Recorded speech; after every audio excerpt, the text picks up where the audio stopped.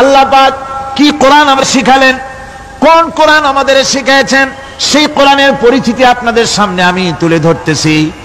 আমি নিজে না, এবার কোরআন তার পরিচয় নিজেই দেবে।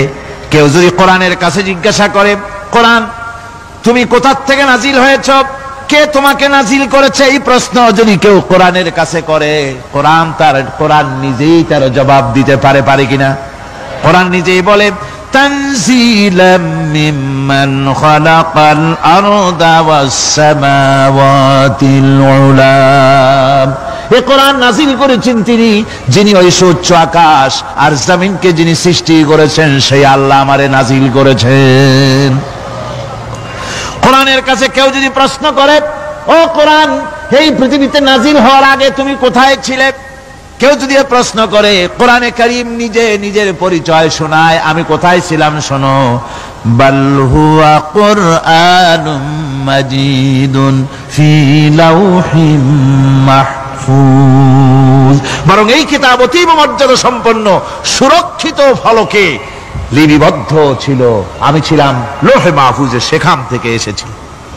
যদি কেউ প্রশ্ন করে, কোরআন কি, কোরআন তুমি কার উপরে অবতীর্ণ হয়েছ, জবাব কোরআন নিজেই দেয়, ওয়া আমিনু বিমা নুজিলা আলা মুহাম্মাদ ওয়া হুয়াল হাক্কু মির রাব্বিহিম। ঈমান আনো সেই জিনিসের উপরে যেটা মুহাম্মদ সাল্লাল্লাহু আলাইহি ওয়াসাল্লামের উপর অবতীর্ণ হয়েছে। আবার অন্য আয়াতেও জবাব পাওয়া যায়, তাবারাকাল্লাযী নাযালাল ফুরকানা আলা আবদিহি লিয়াকুনা লিল আলামিনা নাযীরা। অতীব বরকতপূর্ণ মহান সত্তা সেই আল্লাহ রাব্বুল আলামিন, যিনি তার বান্দার পরে ফুরকান অবতীর্ণ করেছেন। সুবহানাল্লাহি ওয়া বিহামদিহি।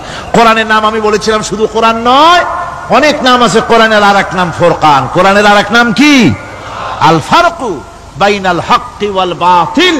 কোরআন হচ্ছে সেই মহাসত্য যা মিথ্যা এবং সত্যের মধ্যে পার্থক্য সূচিত করে, মঙ্গল এবং অমঙ্গলের মধ্যে পার্থক্য সৃষ্টি করে, যা সত্য এবং মিথ্যার মধ্যে তাফরিকা সৃষ্টি করে, সত্যকে মানুষকে বুঝিয়ে দেয়, তার নাম হচ্ছে ফুরকান।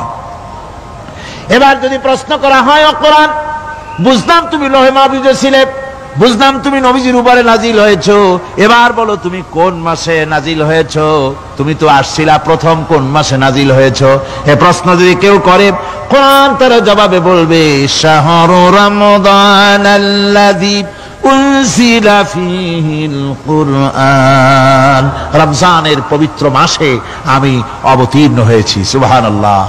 যদি প্রশ্ন করা হয়, রমজানে তো আসছো, কিন্তু প্রথম নাজিল হয়েছিল কোন সময়, ওটা কি দিন ছিল না রাত ছিল? কোরআন তার জবাবে বলে, ইন্না আনজালনাহু ফি লাইলাতিল কদর। কদরের পবিত্র রাতে আমি এই পৃথিবীতে আমার আগমন ঘটেছিল। যদি প্রশ্ন করা হয়, বুঝলাম সবই, কেন নাজিল হয়েছে তুমি, এই পৃথিবীতে তোমার আসার উদ্দেশ্য কি, মূল কাজটা কি, এই প্রশ্ন যদি করা হয়, কোরআনে কারীম তার জবাবে বলে, শোনো কেন এসেছি। লিতুখরিজান নাসা মিনাজ যুলুমাতি ইলান নূর। আমার মিশন হচ্ছে গোটা বিশ্ব মানবতাকে পুঞ্জীভূত জমাট বাঁধা অন্ধকারের ভেতর থেকে টেনে বের করে আলোর সন্ধান দিতে, আলোর দিকে আনার জন্য আমি কোরআন নাজিল হয়েছি। গোটা পৃথিবীর মানুষ আছে অন্ধকারের ভিতরে। কিসের মধ্যে? অন্ধকার কি? অন্ধকার হচ্ছে পুঁজিবাদ, অন্ধকার সমাজতন্ত্র, অন্ধকার ধর্ম নিরপেক্ষতাবাদ, অন্ধকার জাতীয়তাবাদ। মানুষের তৈরি করা যত মতবাদ সব কি? জোরে কোন, সবগুলি কি? অন্ধকার। মানুষগুলিকে টেনে আনবে কোরআন কিসের দিকে? আলোর দিকে। এবার যদি প্রশ্ন করা হয়, বুঝলাম তুমি অন্ধকার থেকে আলোর দিকে নিয়ে আসবে, আলোর দিকে আসলে পরে ফায়দাটা কি হবে, মূল ফায়দাটা বুঝায় দাও, আসল ফায়দা কি হবে তোমারে যদি মানি। কোরআন তার জবাব দেয়, নিজের পরিচয় নিজে তুলে ধরে, ফামান তাবিআ হুদায়া ফালা খাউফুন আলাইহিম ওয়ালা হুম ইয়াহজানুন। এই কোরআনকে যদি মেনে চলো, এই কোরআনের আইন যদি মানো, সমাজে মানো, ব্যক্তিতে মানো, পরিবারে মানে, রাষ্ট্রে মানো, জীবনের সব ক্ষেত্রে সমস্ত জায়গায় যদি এই কোরআনকে মেনে চলো, ফালা খাউফুন আলাইহিম, তাহলে তোমাদের কোনো ভয় থাকবে না, ওয়ালা হুম ইয়াহজানুন, কোনো চিন্তাও থাকবে না। কিসের ভয় থাকবে না? কোরআনের আইন মেনে যদি চলো সমাজে ও রাষ্ট্রে, চুরির ভয়, ডাকাতির ভয়, জিনার ভয়, হত্যার ভয়, সন্ত্রাসের ভয়, কোনো ভয় থাকবে না। ওয়ালা হুম ইয়াহজানুন, চিন্তাও থাকবে না। খাওয়া পড়া, শিক্ষা, চিকিৎসা, বাসস্থান, এগুলির কোনো চিন্তা থাকবে না। কোরআনের সমাজে সব কিছুর গ্যারান্টি দেওয়া হবে, সবগুলি পেয়ে যাব।